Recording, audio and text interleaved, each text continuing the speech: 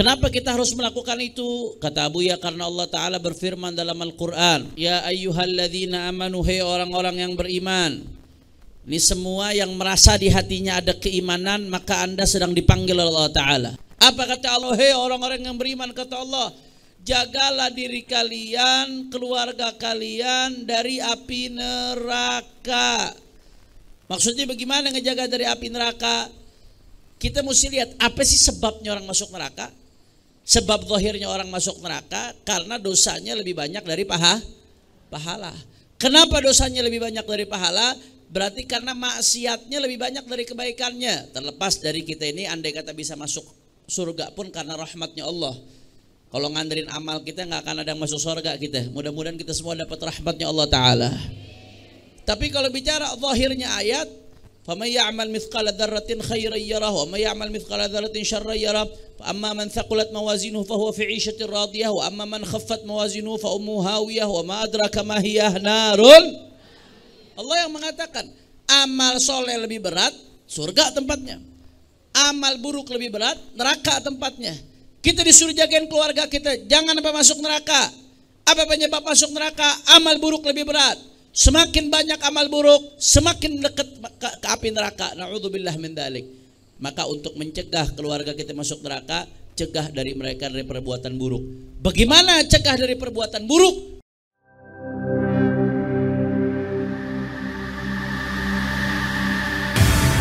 Islamic Brotherhood Television. Assalamualaikum warahmatullahi wabarakatuh.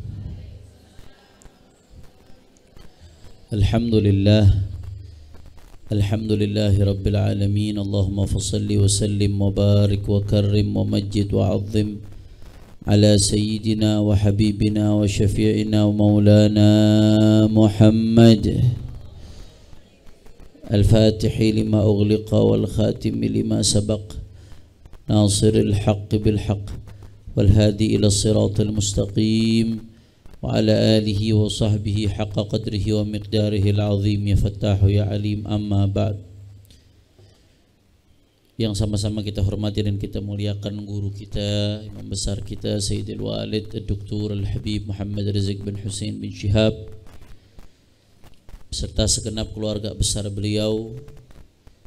Kita doakan mudah-mudahan semuanya panjang umur, sehat walafiat, dijaga zahir batinnya, dimenangkan perjuangannya. Amin ya rabbal. Dan salam penghormatan yang paling istimewa saya hadiahkan kepada hadirat muslimat, mukminat yang hadir pada kesempatan kali ini. Semua angkat tangan, kita minta sama Allah, mudah-mudahan tidaklah kita keluar dari tempat ini kecuali semua dosa kita diampuni oleh Allah. Yang sakit Allah angkat penyakitnya, Allah sehatkan badannya. Semua yang hadir dilapangkan rezekinya, diberkahi kehidupannya. Amin ya rabbal alamin. Ahibba'il kiram, ibu-ibu sekalian yang mudah-mudahan semuanya dimuliakan oleh Allah Subhanahu wa taala. Yang pertama saya mau mengajak semua ibu-ibu yang ada di sini buat baca Fatihah. Kita pagi ini umat Islam di Indonesia khususnya, bahkan di dunia pada umumnya sedang berduka kehilangan seorang tokoh sesepuh. Mungkin beliau yang paling tua di antara habaib yang paling ada di Indonesia saat ini, guru dari imam besar kita, guru dan orang tua dari Al-Faqir juga, Al-Habib Al-Walid Al-Muammar Baqiyatus Salaf Al-Habib Abdurrahman bin Syekh Al-Attas, yang semalam baru saja meninggal dunia pada usia 99 tahun. Beliau ini Bu sedikit mengamalkan hadis Nabi SAW, udhkuru mahasina mautakum. Nabi suruh sebutkan kebaikan-kebaikan orang-orang yang sudah meninggal dunia. Saya dengar langsung dari orang-orang di sekitarnya, dan itu beliau ceritakan ke murid-muridnya sebagai contoh, bukan untuk pamer, sebagai contoh. Habib Abdurrahman bin Syekh umur 99, dari baligh sampai meninggal nggak pernah ninggalin tahajud Bu. Dari baligh sampai meninggal sekalipun nggak pernah ninggalin tahajud, mau dalam keadaan sehat, mau dalam keadaan sakit. Dan luar biasa, sedekahnya luar biasa, kebaikannya luar biasa, jasanya terhadap ulama-ulama yang ada saat ini Bu, rata-rata mau yang belajar di Mekah, yang belajar di Hadramut, itu rata-rata pada awalnya setelah sempat terputus pemberangkatan santri-santri ke Hadramut disebabkan saat itu penguasaan komunis. Saat itu dunia di mana-mana lagi dikuasain komunis. Ketika Soviet punya kekuatan besar, komunis berjaya di mana-mana, partai-partai komunis di berbagai negara banyak yang menang saat itu. Nah, waktu itu pesantren-pesantren banyak ditutup, Rubat Tarim ditutup, rubat-rubat yang lainnya juga ditutup. Nah, setelah dibuka kembali mulai ada pemberangkatan, beliau salah satu yang paling berjasa di dalam memberangkatkan santri-santri, termasuk yang ke Mekah dan lain sebagainya. Dan ulama mana yang gak ke rumah beliau? Abu Yazid Muhammad bin Ali Al-Maliki kalau ke Jakarta mampir, Habib Abdul Qadir bin Ahmad Segaf Wali Kutub kalau ke Jakarta mampir. Beliau kalau lagi di rumahnya bilang, "Syuf, tempat yang ente duduk itu dulu Habib Abdul Qadir bin Ahmad Segaf Wali Kutub terkenal, duduk di situ," kata beliau.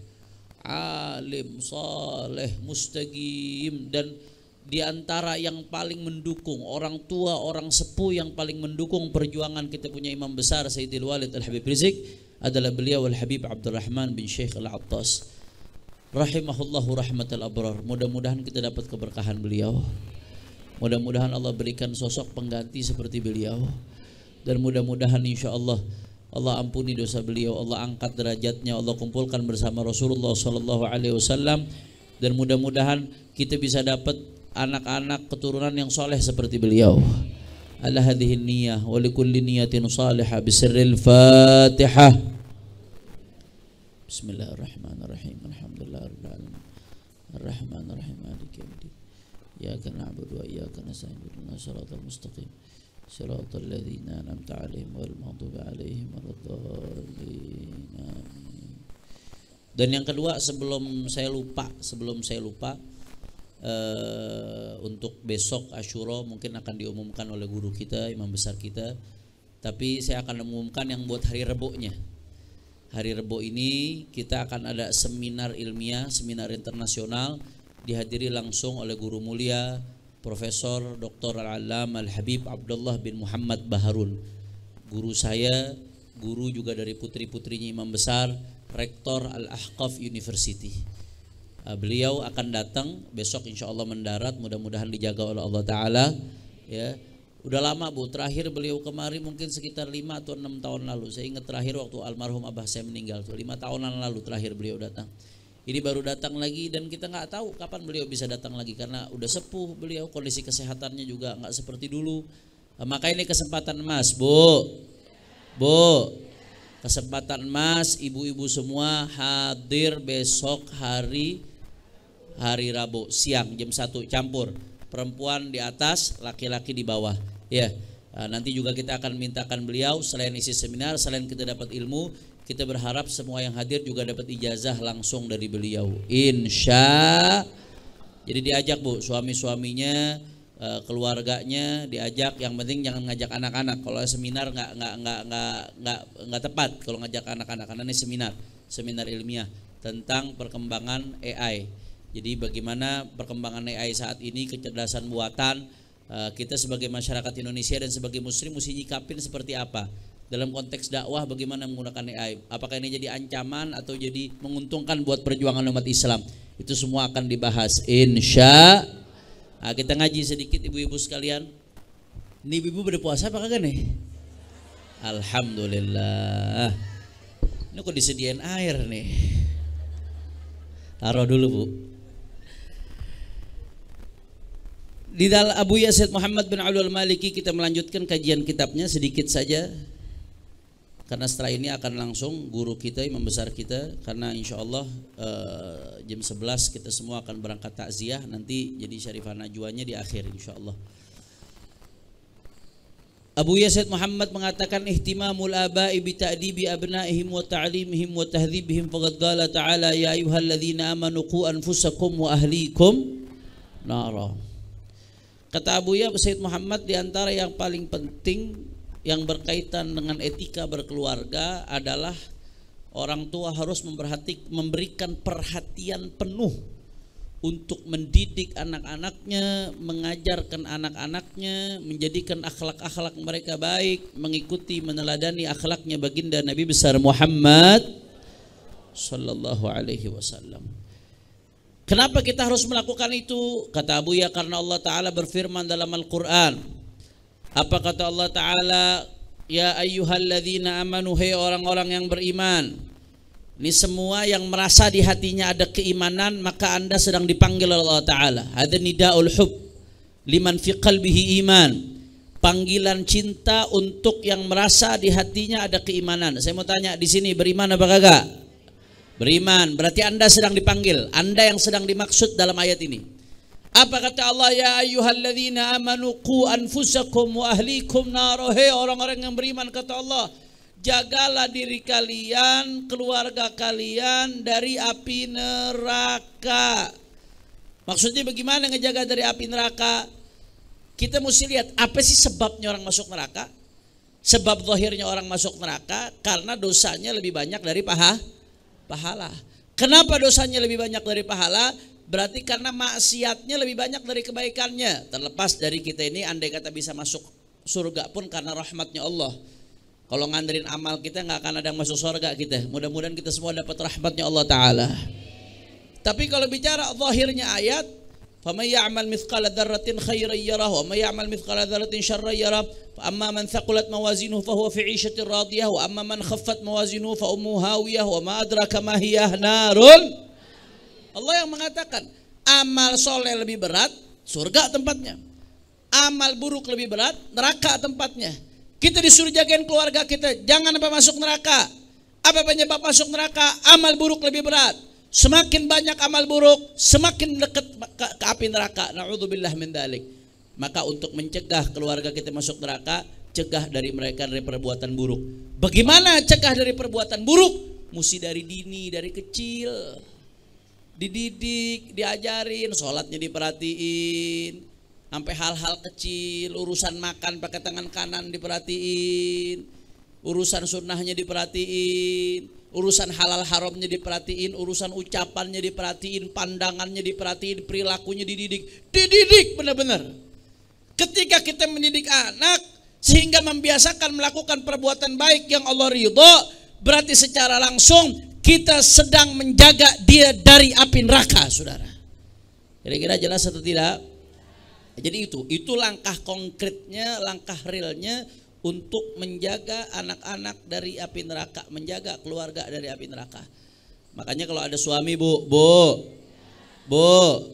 kalau ada suami, negor ibu-ibu sekalian, negor istri. Misalkan ketika istrinya ada yang sholatnya diabaikan, ketika istrinya ada yang keluar buka aurat, atau ketika ada istrinya yang keluar dengan penampilan yang bisa menarik perhatian sehingga menjadi fitnah, menjadi penyebab dosa, suaminya negor, suaminya mengingatkan, itu justru tanda sayang, Bu. Karena yang dilakukan istrinya ini perbuatan dosa. Kalau istrinya melakukan perbuatan dosa, berarti istrinya sedang melangkah ke neraka tuh. Setiap orang yang melakukan perbuatan dosa berarti dia semakin dekat ke neraka. Setiap orang yang melakukan perbuatan kebaikan berarti dia satu langkah lebih dekat ke surga. Nah, ketika ada suami yang negor ibu-ibu, ketika ibu melakukan perbuatan dosa, perbuatan maksiat, negor berarti sayang, mestinya terima kasih, bukan malah marah, bukan malah kesel. Jelas atau tidak? Justru ibu mesti bertanya-tanya. Kalau ibu berbuat dosa, suaminya negor, itu mesti bertanya-tanya, nih sayang apa kagak nih? Jangan-jangan udah pegel di dunia supaya di surga misal lakinya di surga, bininya di neraka. Na'udzubillah min. Jadi kalau laki nggak negor justru ibu mesti sedih. Oh, berarti suami saya udah nggak sayang sama saya maksiat, saya salah. Saya keluar rumah dalam keadaan nggak pakai kaos kaki, padahal kaki saya aurat, tuh suami saya ngediemin. Nah, kaki aurat nggak, Bu? Aurat, sama kayak pala. Dalam madzhab Syafi'i kaki sama rambut tuh sama, Bu. Kok suami saya ngediemin aja? Saya keluar rumah pakai parfum, breng-brengan baunya. Sampai tukang Grab ngirup. Suami saya nggak negor, padahal Nabi bilang zaniyah. Saya keluar rumah pakai baju ketat, sampai jadi perhatian. pandangan laki-laki, ya laki disuruh untuk ghaddul basar, untuk jaga pandangan mata. Tapi perempuan disuruh untuk jaga diri dari aurat. Saya keluar rumah pakai pakaian yang aurat kelihatan di mana-mana, yang sampai jadi perhatian laki-laki. Saya dan seterusnya. Suami diem, nggak negor, nggak marah, udah nggak sayang suaminya berarti. Justru kalau ibu ditegur, diperhatiin, diingatkan, itu tanda suami sayang. Karena puncak dari kasih sayang, salah satunya nggak mau yang dicintai itu sakit, dan nggak ada yang lebih sakit dari api neraka, ibu-ibu sekalian. Maka ketika suami menunjukkan kasih sayangnya, menegur ibu-ibu ketika melakukan kemaksiatan, mengingatkan supaya melakukan kebaikan, ketaatan kepada Allah, bersyukur, berarti itu suaminya nggak pengen ibu-ibu merasakan kesakitan yang luar biasa, sehingga dia sayang sama istrinya, dijaga supaya nggak masuk neraka. Alhamdulillah. Begitu juga anak, Bu. Kalau kita sayang sama anak, bukannya dibebasin sebebas-bebasnya. Anak pacaran, biarin kan sudah dewasa. Biarkan dia menentukan jalan sendiri, pret. Udah bunting baru tahu rasa. Na'udzubillah min dalik. Ya orang yang bunting-bunting awalnya dari pacaran. Awalnya dari hubungan yang sederhana dulu, lama-lama sampai ke maksiat yang lebih jauh. Saya bicara pahit, biarin dah Bu. Yang namanya obat emang kalau kena luka tuh panas Bu. Mendingan pahit tapi jadi obat daripada manis jadi sakit gula. Betul apa kagak? Kadang-kadang saya mesti bicara pahit. Biarin dah, kesian di pacaran, dia udah gede, biar menentukan jalannya sendiri. Udah bunting baru nangis. Na'udzubillah min. Jalan dijemput sama laki, seneng girang, segala dibawain martabak ke malah pacarnya. Seneng, gembira, bahagia. Biarin dia pakai jilbab, biarin, terserah dia. Kita nggak mau paksa, biarin aja. Didik, ajarin, tekenin. Anak nggak sholat didiemin, kesian, ngantuk, capek baru pulang.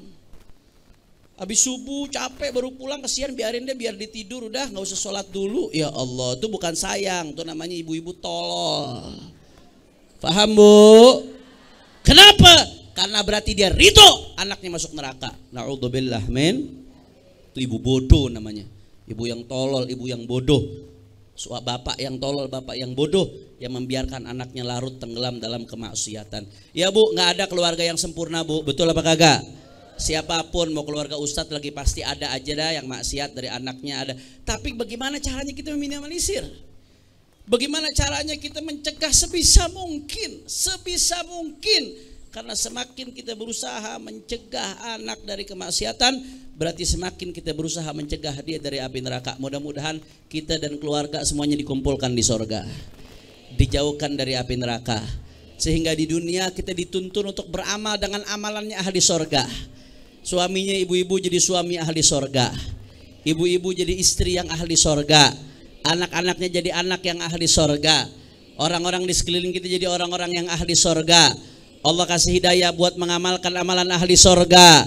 Amin ya rabbal alamin. Makanya salah satu bentuk menjaga anak dari api neraka adalah pendidikan sejak dini.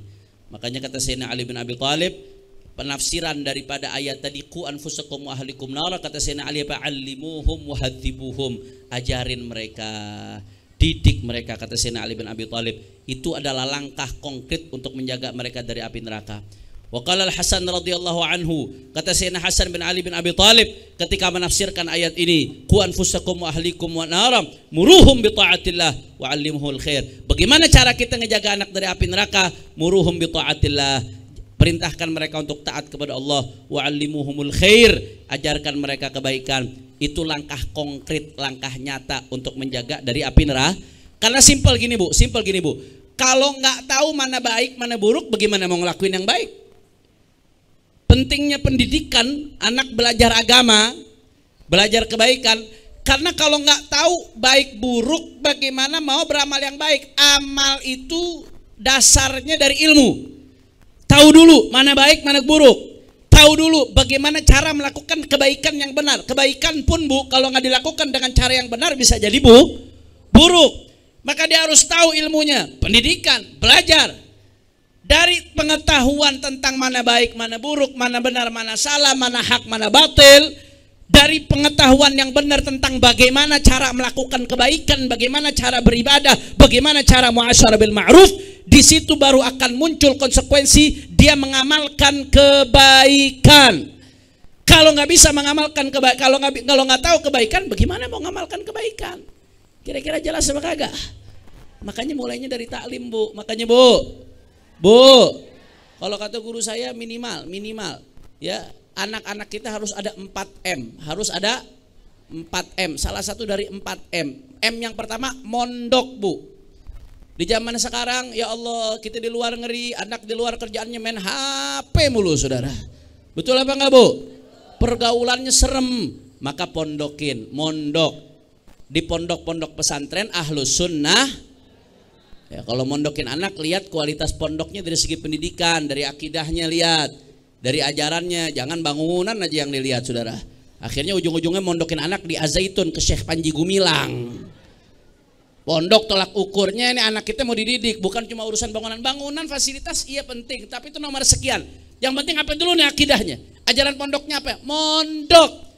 Biar kata ibu nangis-nangis sedikit, Bu, sedih jauh dari anak, tapi alhamdulillah ketika anak-anak muda sedang tenggelam dalam hura-hura, ketika anak-anak muda sedang tenggelam ya dalam dunia yang begitu mengerikan, anak-anak kita di pesantren bangun udah tahajud, habis itu sholat subuh berjamaah, zikir, habis itu pagi-pagi dia udah belajar ilmu agama warisannya Rasulullah. Setiap sholat 5 waktu, setelah itu dia baca wirid, orang tuanya didoain, dia baca Al-Quran, dia menjalankan kebaikan, sholat jamaah dan seterusnya dan seterusnya. Hari ini ibu nangis melepas anak ke pesantren, tapi besok ibu akan bersyukur, alhamdulillah anak saya pondokin, saya mati bisa tenang. Kalau kata orang Betawi, matinya merem karena dapat kiriman doa dari anaknya, saudara. Alhamdulillah. Saya sekarang bisa duduk di sini, bisa ngajar, alhamdulillah. Salah satu penyebabnya apa? Ya selain karena berkat guru kita Imam besar Al-Habib Muhammad Ridzi Syihab yang merintis majelis ini dan begitu luar biasa, tapi Al-Fakir secara pribadi salah satunya bisa duduk di sini. Kenapa? Karena dulu orang tua berkorban, rela mondokin anak, walaupun harus pedih, sedih, jauh dari anak, tapi demi anaknya belajar, demi anaknya selamat. Mondok 5 tahun. Saya selama mondok, Bu, hampir 6 tahun nggak pernah ditengokin, Bu. Nggak pernah ditengokin, paling kalau liburan doang pulang, ditengokin gak pernah. Alhamdulillah. Karena anak kalau kebanyakan ditengokin, kebanyakan ngadu. Kalau kebanyakan ngadu, belajarnya kagak serius nanti. Udah gitu anak ngadu ke orang tua, orang tuanya pakai ngebelain anak salah, anak bener dibelain aja. Ibarat tuh anak mau makan racun, didiemin aja, nggak apa-apa nak, yang penting manis, racun makan tuh racun. Saat sakit, Bu, saya ingat banget waktu saya mau mondok awal, ibu saya nangis. Kalau kata abah saya sih seminggu nangis nih, Bu, kurang lebih. Ini rahasia, jangan diceritain ya. Pedih di awal, tapi demi anak supaya bisa jadi baik. Walaupun saya belum jadi orang baik, belum, kita masih berusaha buat jadi orang baik. Seenggaknya udah berupaya. Alhamdulillah. Ketika anak habis itu ngajar dimanapun, berbuat kebaikan dimanapun, orang tua yang dapat pahalanya. Di zaman sekarang salah satu yang paling efektif mondok, paling aman mondok. Ada kekurangan pondok, memang ada kekurangan pondok. Kadang-kadang ada kejadian di pondok ini, ada kejadian ini di pondok ini, ada kejadian ini, ada. Tapi sebenarnya kalau dibandingin sama yang di luar-luar, berapa banyak sih kejadiannya? Cuman giliran ada kejadian di pesantren aja, satu pesantren ada kejadian dicabul, kita ngecam, itu harus diproses hukum. Cuman di blow up gede-gedean, seolah-olah semua pesantren begitu, Bu. Betul apa kagak? Padahal kejadian pencabulan, kejadian pemerkosaan, kejadian zina, kejadian homo di luar pesantren lebih banyak apa kagak? Lebih banyak, lebih serem, saudara. Giliran pesantren disorot seolah-olah pesantren jelek. Mau dibikin kesan pesantren gitu. Supaya apa? Supaya orang jauh dari pesantren, saudara. Jauh dari pesantren tujuannya supaya apa? Supaya orang jauh dari agama. Na'udzubillah min. Mondok yang pertama, ya. Yang pertama, M pertama apa? Mondok. Kalau nggak bisa mondok, maka M yang kedua madrasah. Sekolahin anak di madrasah. Ogah banget sih sekolahin anak di madrasah. Banyak madrasah bagus-bagus. Di sekitar sini ini ada Jamiat Khair. Ini madrasah warisannya ulama, banyak nyetak ulama, luar biasa bagus. Saya di sini dulu sekolah di Al-Falah, luar biasa bagus, saudara. Banyak madrasah bagus-bagus. Kita gak kekurangan madrasah. Habib, anak saya udah terlanjur sekolah di tempat umum, bagaimana, Beb? Ya udah nggak apa-apa. Ada M yang ketiga, mengaji. M yang ketiga apa? Mengaji. supaya tuh anak kenal huruf Quran, kenal gimana cara sholat yang benar, supaya besok ibu ketika mati itu anak nggak bisa dikirimin pakai rumus matematika, Bu. Anak nggak bisa ngirimin pahala pakai rumus matematika. Anak nggak bisa ngirim, dia mesti ngaji buat orang tuanya. Ya saya nggak menafikan pentingnya pelajaran umum, penting, itu penting, pelajaran umum luar biasa. Dan kalau memberikan manfaat kepada orang, pahalanya luar biasa saudara. Mau matematika, mau fisika, mau yang lain. Tapi saudara mesti bisa baca Quran, anaknya mesti kenal agama. Supaya besok ibu begitu mati ada yang ngirimin. Tetangga Bu, sampai 7 hari, besek selesai, habis itu udah nggak ngedoain lagi Bu. Betul apa kagak? Yang kita harapin ngedoain terus anak nggak diajarin ngaji, siapa yang mau ngedoain? Yang ketiga apa? Mengaji, ini minimal. Kalau bisa M pertama tadi apa? M kedua, M ketiga. Kalau nggak bisa M yang ketiga, minimal M yang keempat, majelis. M yang keempat apa? Majelis. Masa iya sampai segitu nggak bisa? Kalau majelis sampai mati Bu, sampai tua. Seminggu sekali, saya nggak ada waktu Beb, sibuk Beb, kerja Beb, pret. Buat main HP ada nggak waktu? Buat nongkrong ada nggak waktu? Buat ngobrol ada nggak waktu? Buat nonton ada nggak waktu? Giliran buat ngaji nggak ada. Statue. Ini kebanyakan statue yang begitu tuh. Jelas atau tidak? Maka 4M apa Bu? Yang pertama mondok. Kalau nggak mondok yang kedua. Kalau nggak madrasah yang ketiga mengaji. Kalau nggak yang keempat majelis. Kalau nggak bisa juga M yang kelima mati. Jelas. Pendidikan anak adalah investasi orang tuanya besok setelah dia mati saudara. Anda tidak mendidik anak sekarang dengan didikan agama, berarti Anda nggak punya investasi. Siap-siap besok habis mati bangkrut. Na'udzubillah min. Na'udzubillah. Nggak usah sampai mati, pas sudah tuanya udah pegel nanti saudara.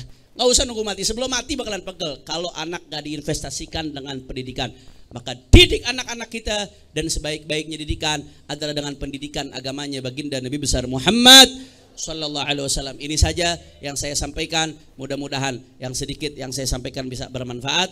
Mohon maaf kalau ada salah-salah kata. Walafu minkum. Wassalamualaikum warahmatullahi wabarakatuh.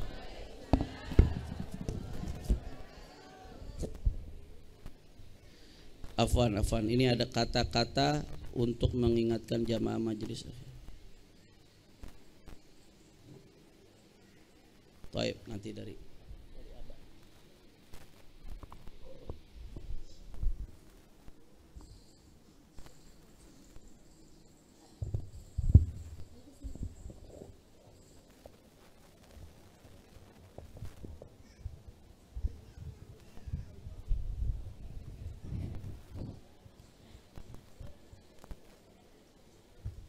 قل يا عظيم